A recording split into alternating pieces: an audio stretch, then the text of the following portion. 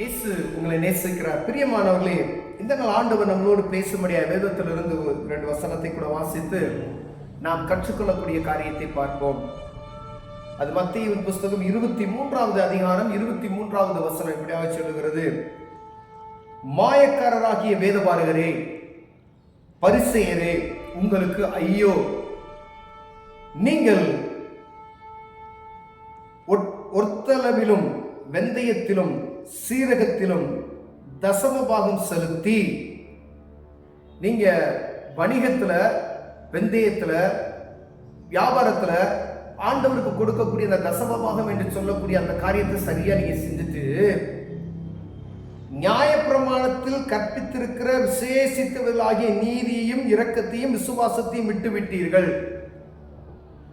ஆண்டவருக்கு கொடுத்தா போதும் அப்படின்னு சொல்லிட்டு நியாயப்பிரமாணத்தில் இருக்கிற விசேஷமானவைகளை, இரக்கம், நீதி, விசுவாசத்தை என்ன செஞ்சிட்டீங்களா? விட்டு விட்டுட்டீங்களா? 3 காரியத்தை ஆண்டவர் சொல்லுகிறார்: இரக்கம், நீதி, விசுவாசம். நீங்க தசமபாகத்தை சரியா கொடுத்துட்டு இதை விட்டுட்டீங்கன்னா, நான் எப்படி வேணாலும் வாழுவேன், எப்படி வேணாலும் ஆண்டவர் கொடுக்கறத கொடுத்துறேன், அவ்வளவுதான் முடிஞ்சு போச்சு அப்படின்னு நம்ம நினைத்தோமானால், ஆண்டவர் உங்களோடு தான் பேசுகிறார். உங்களுக்கு செல்வம் இருக்கலாம், உங்களுக்கு வியாபாரத்துல பெருக்கம் இருக்கலாம், ஆண்டவருக்கு கொடுக்க நீங்க எவ்வளவு வேணாலும் கொடுக்கலாம். ஆனா உங்களுடைய ஆத்மாவை தான் ஆண்டவர் நினைச்சார், பிரியப்படுகிறார். ஏதோ ஒரு குறிப்பிட்ட மனிதனுக்கு மாத்திரம் ஆண்டவர் பேசவில்லை. போதகராய் இருக்கலாம், அவங்களுக்கு தான் வேதபாரகரே அப்படின்னு ஆரம்பிக்கிறார். மாயக்காரராய் வேதபாரகரே, பரிசேயரே அப்படின்னு சொல்றாரு. அப்ப தலைமைத்துவத்தில் இருக்கக்கூடிய நடத்தக்கூடிய அவர்களுக்கு ஆண்டவர் சொல்லுகிறார், ஒரு சபையை நடத்தக்கூடியவர்களாக இருக்கிறோமானால் தசமமாக வந்தால் போதும் என்று எண்ணத்தோடு வாழாதபடிக்கு கொடுக்கப்பட்ட ஆத்துமாக்களை குறித்ததான கரிசனை நமக்குள் இருக்கிறதா என்று பார்க்கும்படி ஆண்டவர் வாஞ்சிக்கிறார். பிரியமானவர்களே, அவர்கள் நியாயப்பிரமாணத்தை கடைபிடிக்கிறார்களா? நீதியை கடைபிடிக்கிறார்களா? விசுவாசத்தில் சரியா இருக்கிறாங்களா? தசமபாகத்தை மாத்திரம் அல்ல, இதையும் செய்ய வேண்டும், அதையும் செய்ய வேண்டும் என்று ஆண்டவர் கீழே சொல்லுகிறார். இது 2ஐயும் விடாது இருக்க வேண்டும். இதை கரெக்டா ஆண்டவர் கொடுக்க வேண்டியதை மட்டும் கொடுத்தா ஆண்டவர் எல்லாம் செய்வார். லஞ்சமா கொடுக்குறோம், ஆண்டவர் கொடுக்கிறத ஆண்டவர் கொடுக்கணும். ஆண்டவர் என்ன செய்தாரோ அதையும் செய்யணும். அப்பதான் ஆசீர்வாதம்.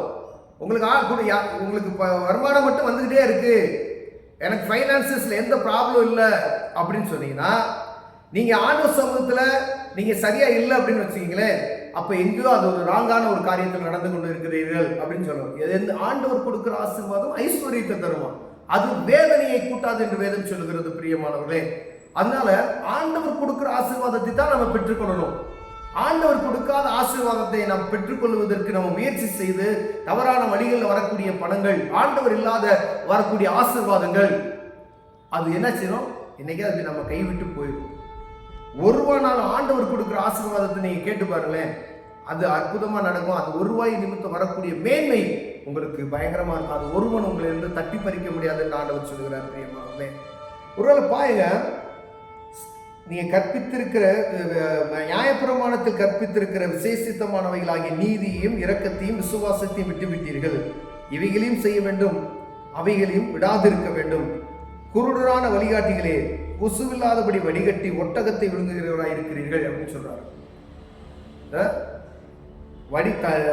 கொசு இல்லாதபடி தண்ணியை வடிகட்டிட்டு ஒட்டகத்தை முழுங்குறோமா? பாவத்தை நினைச்ச சின்ன சின்ன காரியத்தெல்லாம் வடிகட்டிட்டு மொத்தமா ஒரு பெரிய காரியத்தை முழுங்குறா. இப்படி முழு பூசணிக்காக சோத்துல மறைக்கிற ஒரு காரியம் போல.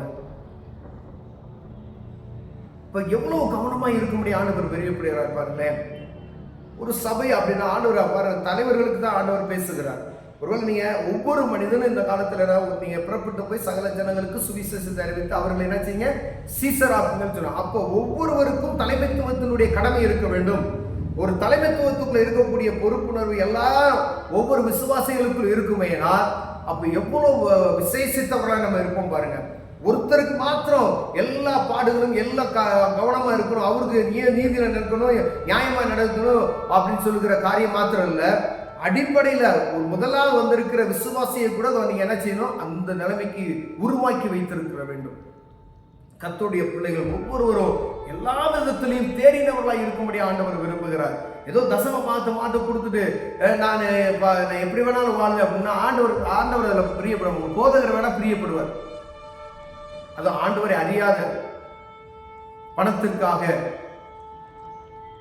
ஆனா அந்த ஆத்மாவை குறித்துதான பாரம் இருக்குமேனால் அவர்களுக்கு நீதியை குறித்தும் நியாய தீர்ப்பை குறித்து பிரசங்கிக்க வேண்டும். பணத்தை மாத்திரம் இல்ல, கடிந்து உரைக்கிற இனிமையான நயவசனிப்பான பேச்சுக்கள் அல்ல, வேதம் கற்றுக் கொடுத்திருக்கிற பாவத்தை கண்டித்து உணர்த்துகிற வார்த்தைகளை அவர்களுக்கு சொல்லுவோமே ஆனால் அப்பொழுது அவங்க மனநிலைமை எப்படி இருக்கும்? அப்ப தசம பாவம் கொடுக்குறாங்களா? அப்படிப்பட்டவர்கள் ஆண்டவர் ஆசீர்வதிக்க வல்லமையுள்ளவராக இருக்கிறார்.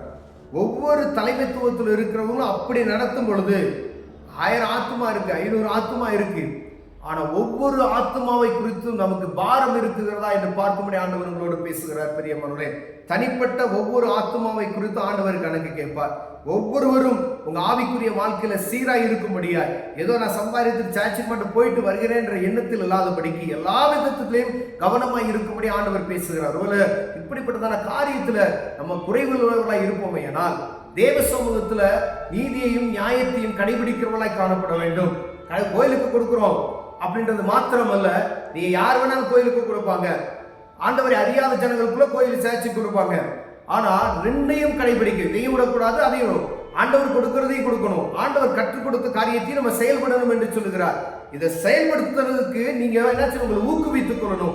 நான் ஆண்டவர் கணக்கு பணம் காணிக்கையை கொடுத்து விடுகிறேன், என்னுடைய ஆவிக்குரிய வாழ்க்கையில் காணப்படுகிற குறைகளை மாற்றி ஆண்டவருக்கு செய்ய வேண்டிய காரியத்தை நான் சரியா செய்யலாம். ஒருவேளை பொய் பேசுறீங்க, அந்த பொய்யிலிருந்து விடுதலை செய்வதற்கு என்ன வழி என்று பார்க்கணும். ஒருவேளை ஏதோ ஒரு பாவ காரியத்தில் நீங்க அடிமைப்படுத்தப்பட்டு இருக்கிறீங்கன்னா அந்த அடிமைத்தனத்திலிருந்து விடுவிப்பதற்கு தேவ சமூகத்துல போறீங்களா அப்படின்னு பார்க்கும்படியாய் ஆண்டவர் விரும்புகிறார். அப்படி நீங்க பிரயாசப்படும் பொழுது ஆண்டவர் உங்களுக்கு வாய்க்க பண்ணுவார், அற்புதங்களை செய்வார். நீங்கள் கையிட்டு செய்யக்கூடிய காரியங்கள் ஆசீர்வாதமாய் மாறும். கண்களை மூடி ஜெபம் செய்வோம். அன்பின் தகப்பனே, ஆண்டவரே, ஆண்டவருக்கு கொடுக்கக்கூடிய காரியத்தை சரியா கொடுக்கணும்ப்பா. அதே போல நியாய பிரமாணத்தில் எழுதி வைத்திருக்கிற காரியங்களுக்கு நாங்கள் கீழ்ப்படிந்து நடக்கிறவர்களாய் கர்த்தர் எங்களுக்கு உரைத்த ஆண்டவரே அந்த ஒவ்வொரு காரியத்தில் சரியா நாங்கள் நடக்கிறோமா என்பதை பார்க்கும்படியாய் கர்த்தர் எங்களுக்கு உதவி செய்ய ஆண்டவரே. அதில் குறைவுள்ளவர்களாய் இருக்கிறோம் ஆண்டவரே. எங்களை அனுதினமும் பயிற்றுவித்துக் கொண்டு இருக்கிறதுக்காய் ஸ்தோத்திரம். ஒவ்வொரு நாளும் ஒவ்வொரு காரியத்தை நாங்கள் அதை விட்டு விலகி நேர்த்தியான பாதையில சில எங்களுக்கு உதவி செய்யுங்க. இயேசுவின் நாமத்தில் பிதாவே, ஆமென்.